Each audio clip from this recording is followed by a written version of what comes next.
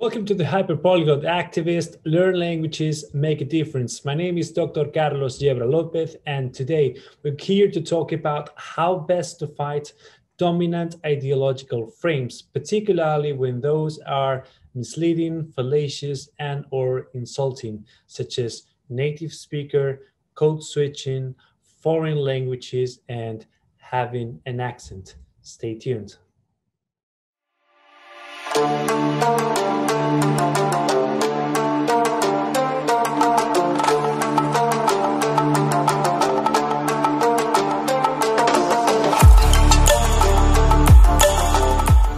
There where power is, there is also resistance. And this applies, of course, to discourse in general and language in particular.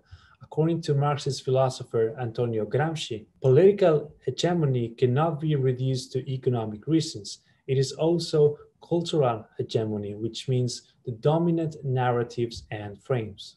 Hence why language is always already political. And according to Gramsci, and you have the original quote here on screen, each time in one way or another the question of language emerges, it means we are actually talking about a whole lot of other problems, such as the formation and the broadening of the ruling class, the need to establish relationships that are more intimate and safe between the ruling groups and the popular masses, which is that of reorganizing cultural hegemony.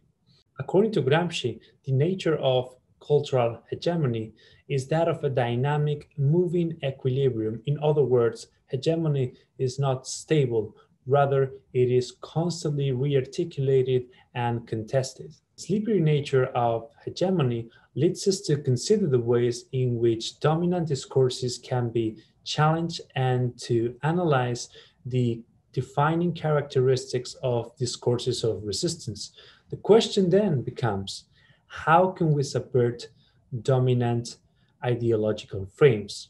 Or in other words, how can we deploy resignification and reversal towards the redistribution of symbolic power?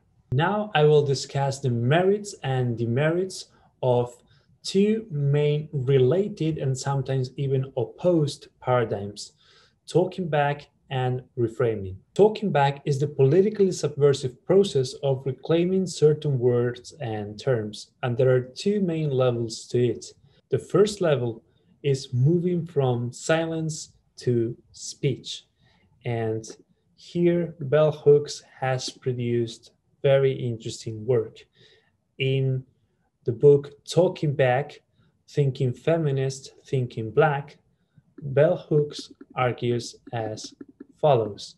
As you can see in the last paragraph, Bell says, moving from silence into speech is for the oppressed, the colonized, the exploited, and those who stand and struggle side by side, a gesture of defiance that heals, that makes new life and new growth possible.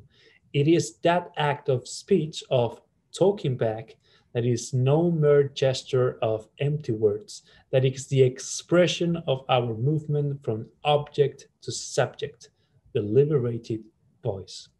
The second level is that although speech can insult and demean, it is also a form of recognition and can be used to talk back. Now, injurious speech can reinforce power structures, but the very repetition of that speech in certain contexts can also undermine that very speech. Now, in Excitable Speech, A Politics of the Performative, Judith Butler applies her theory of performativity to the issue of hate speech. And early in the book, Butler claims that the process of resignification is actually possible. Words might, through time, become disjoint from their power to injure and recontextualize in more affirmative modes. Now, surely this begs at least two questions. First, on what rhetorical grounds can these affirmative modes of discourse be negotiated and produced? And then a second question, how would we know when these processes of resignification have taken place successfully, or in the words of John Austin, when have they been felicitous?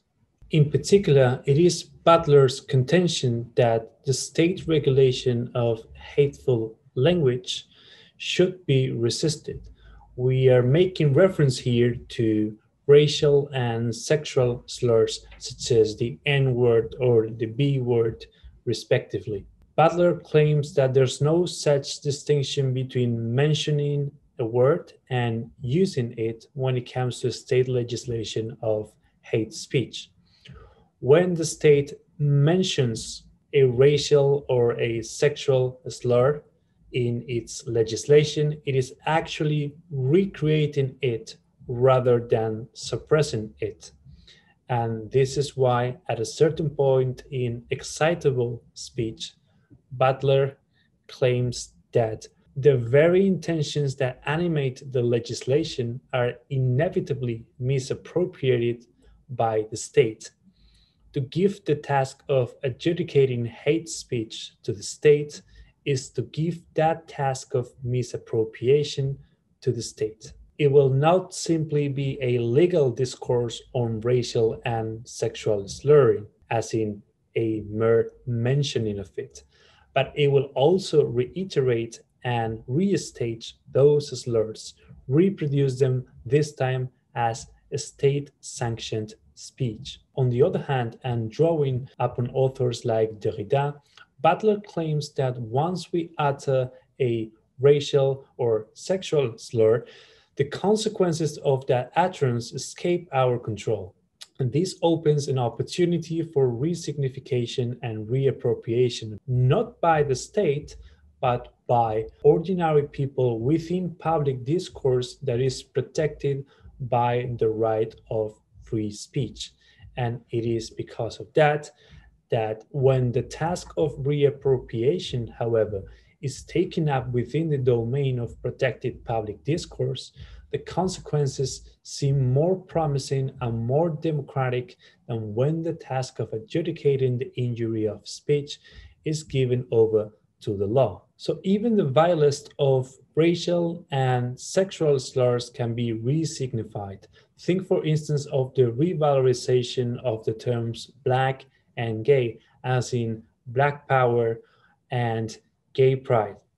Think also of the satirical citation of many racial and sexual slurs, or the reappropriation of racial epithets by the rapper Ice-T, and you can throw in here also the reappropriation of sexual slurs by artist Cardi B, or how the term queer, once a sexual slur to label homosexuals, has been at the center of an invigorating and liberating academic discipline known as queer studies. And finally, I will also throw in here the term jihad, for instance. As you can see on the screen, the BBC created a series called My Jihad, which seeks to fight the pejoration of the term jihad in today's society, whereby an Islamic doctrine that means to better oneself in the way of Allah, Fisabilillah, has come to be synonymous with terrorist attacks of the military sort. In order to fight this pejoration, the BBC created the series My Jihad, which shows everyday episodes of Islamic betterment in the way of Allah, such as building stronger relationships, etc., etc. This is why Butler concludes in her book that there are invocations of speech that are insurrectionary acts. And the second paradigm is that of reframing. And in order for us to make sense of it, we need to visit George Lakoff's work, Don't Think of an Elephant, Know Your Values and Frame the Debate. And here, Lakoff is arguing on the basis of something to which Butler had already expressed skepticism, which is the fact that negating, challenging, and complicating dominant frames of discourse can have the unintentional effect of actually reinforcing those frames. And here, think, for instance, of the abortion debate. You have the pro-life side of the argument and the pro-choice side of the argument. Now, if you're against abortion, you brand your own position as that of pro-life. Negating that can be detrimental to your own argument because it makes you look as though you are against something that everybody is in favor of, which is life. So that's why it's important, for instance, for the side of the argument in favor of abortion to brand itself as pro-choice, because that's something positive. So instead of saying, I am not pro-life, you say, well, it is not that I'm against life, I am just pro-choice, and I believe that is my body, my choice, etc., etc. So you see how in order to win the debate on abortion, you need to escape the enemy's frame and create your own frame, one with which many people can agree. Something similar happens with many concepts that we have explored in this YouTube channel. For instance, the idea of native speaker. In my video on the native speaker myth, I made the point that sometimes people whose first language is not, say, English, have a superior proficiency in English. Now, my point, however, was not that non-native speakers are sometimes superiors to native speakers. Why? Because that would be reproducing, playing into the very frame that I'm opposing, which is that of native and non-native speakers. My claim in that video was more radical, was native speakers do not exist as such. That frame is inaccurate and ideologically misleading, and therefore it ought to be dropped, not just negated, not just complicated, not just challenged, it ought to be dropped. We need to start using a frame that is alien to that of native and non-native speakers. In this case, the L1 speaker frame, or the frame of a person whose first language is such and such. Similarly, when we oppose code switching, it is not enough to say, oh, when you think you're changing from quote-unquote German to quote-unquote French, you're not really code switching. You are just taking different aspects from your linguistic ability. We need to create a new frame that is alien to that of code switching, in this case, translanguaging. Translanguaging sheds light on the fact that if we are to understand how we use language in our everyday life, we need to see the practice of language and then surmise our conclusions, not the opposite, not starting from the premises that these and these languages exist and then conclude how do we change from one to the other one. So in order for us to oppose the frame of code switching, we need to come up with our own alternative frame, which is going to allow us to do a process of reframing. Same thing with foreign languages. There is no such thing as foreign languages. For instance, is Spanish a foreign language in a country like the US, whose constitution doesn't officially recognize any language and where Spanish is spoken by dozens of millions of people? Of course it's not. It is rather a different type of language. But then again, it is not enough for us to say, oh, Spanish is not a foreign language. It is not enough to negate that frame of foreign language. We need to come up with an alternative frame that is more attractive, that can make our position more vivid, more immediate. And that alternative frame is world languages. That's why many academic departments have rebranded themselves as world languages departments, as opposed to foreign languages. And here I would like to address a common objection that I received. Now, some of you have commented on previous videos and said that it doesn't really matter. At the end of the day, I'm just using different words for the same reality. Whether I call it foreign language or world language, this is just a different word, a fancier term, a more obscure label for what is essentially the same underlying reality. What difference does it make for us to call ourselves native speakers as opposed to L1 speakers? We're just talking about the same. We're talking about our mother tongue, right?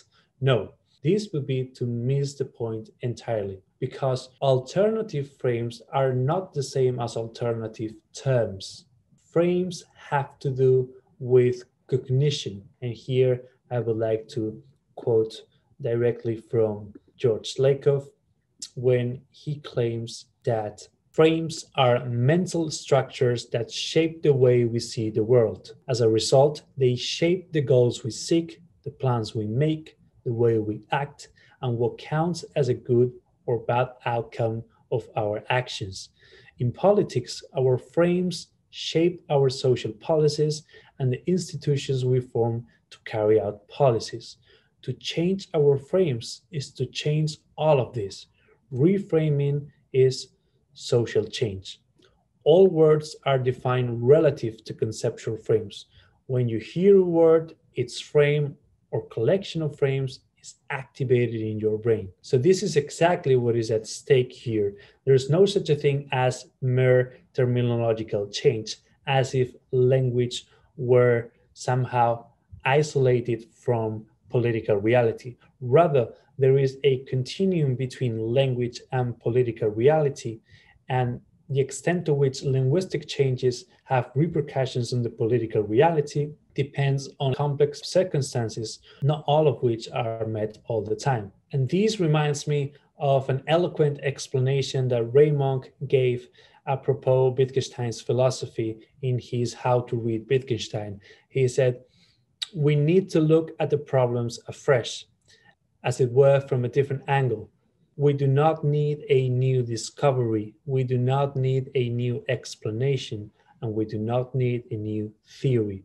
What we need is a new perspective, a new metaphor, a new picture."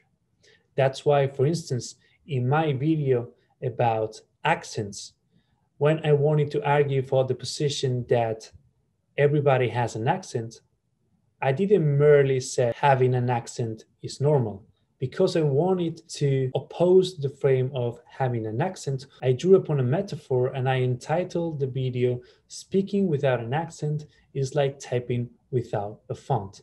That way, this new metaphor allowed me to subtract myself from my enemy frame, having an accent, and to generate a metaphor that not only shed new light on the same phenomenon, but that actually redefine the very contours of that phenomenon.